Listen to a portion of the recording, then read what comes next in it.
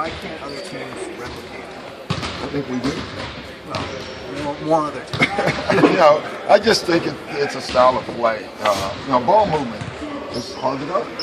It's not the Spurs ball movement. There's any team that does a good job of moving the ball. There's several teams. Atlanta does it. We do it. There's probably 10 teams that do a very good job of it. And they probably started doing it earliest. But I think coaches for years have believed in that. Why doesn't everyone do it? There's been a lot of ways to win a title. It's not been just that way. So people choose to play that way. People choose to play other ways. And, the triangle been pretty successful. Won a lot of titles doing it. There's been a lot of ways to win. But I've always believed in that way, personally, offensively. When they're playing at a high level, they get a finals last year. Are they almost unbeatable? No, I think you can beat anybody. Yeah, I think you have to match it. I've never met an unbeatable. I've not seen that before. Everybody's beatable. You just got to hang in there long enough to do it. After all the film you've been watching, what's the biggest key you think to beating the Spurs? Being concerned with ourselves. I think you got to listen. I'm sure they're watching us just as much as we're watching them. But my belief, at the end of the day, it comes down to you got to play your game. You can't worry about the other team. You just got to go play. Doc, I don't think it's that difficult in that way, as far as difficult with winning. But you got to be good. Sorry about that. Thank you. I was talking. Go ahead. I know you don't care about legacies and stuff like that. Yeah. That doesn't mean anything to you. But if you were to judge Chris by his numbers, you would see a really positive legacy. Like his PER, a lot of the advanced stuff is really great. Can you shorten and get to the question? Is that with him? What does that miss? I feel like there's a lot of stuff that misses when you try to judge what kind of player Chris Paul is. I don't understand really the question. He has a great legacy. But he's still playing. He's 30 years old. Yeah. That's why. What I don't understand is why anybody's talking about anybody's legacy when they're 30. I've never figured that one out. Already I heard someone before Anthony Davis, the game the other day. Anthony Davis has to get to the playoffs. I'm like, he's 22.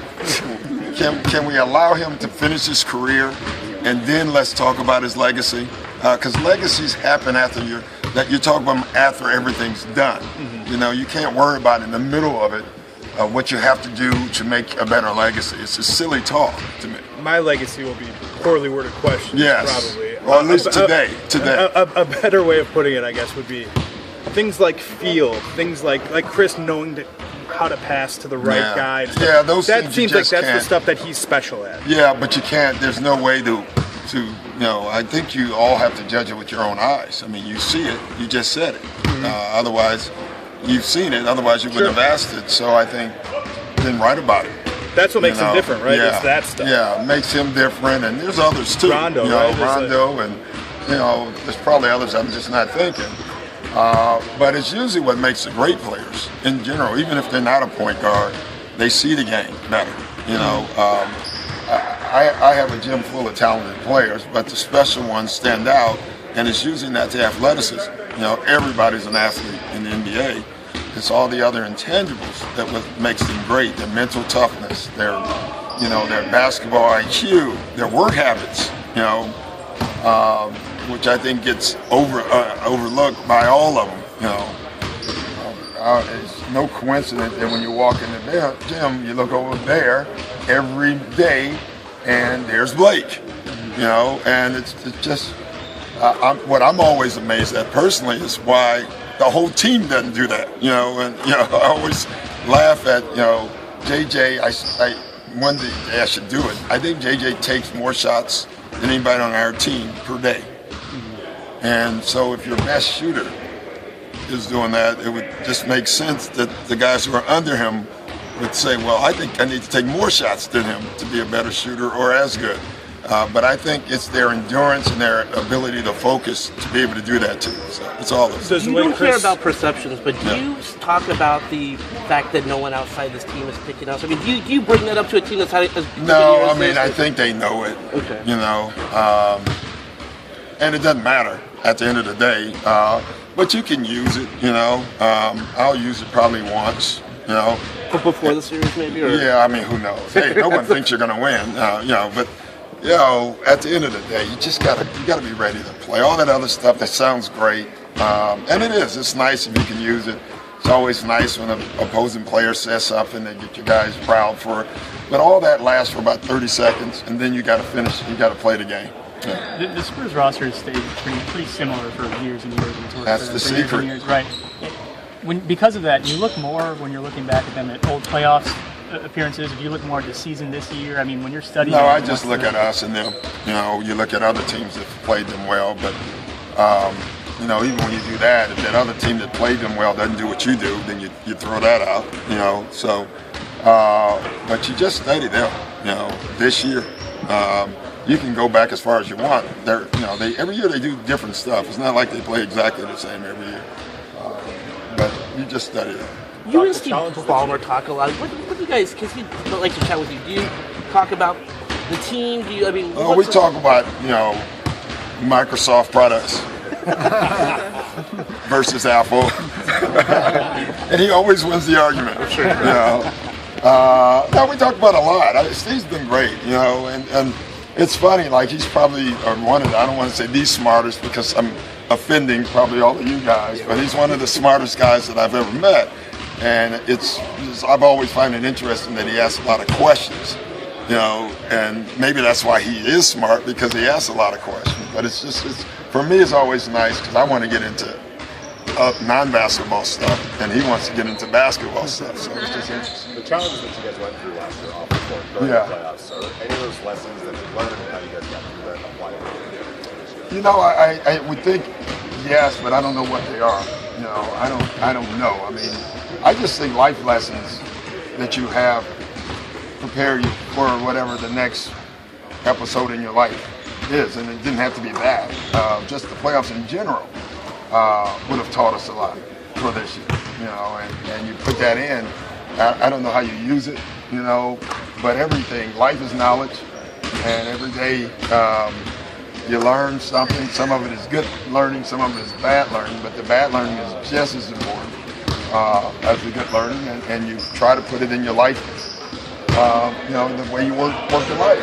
So it would have to help. Like just talking about how it just shows that you never know what might be around the corner. Yeah. How to, especially at a time like this, high intensity time like this, Yeah, but I always put that in a compartment, like, you know, it's a time like this. Well, that was a time like this is life, and a time like this is basketball, you know, and I always try to keep those, real life is far more important than real basketball, you know, and that's how I looked at it last year.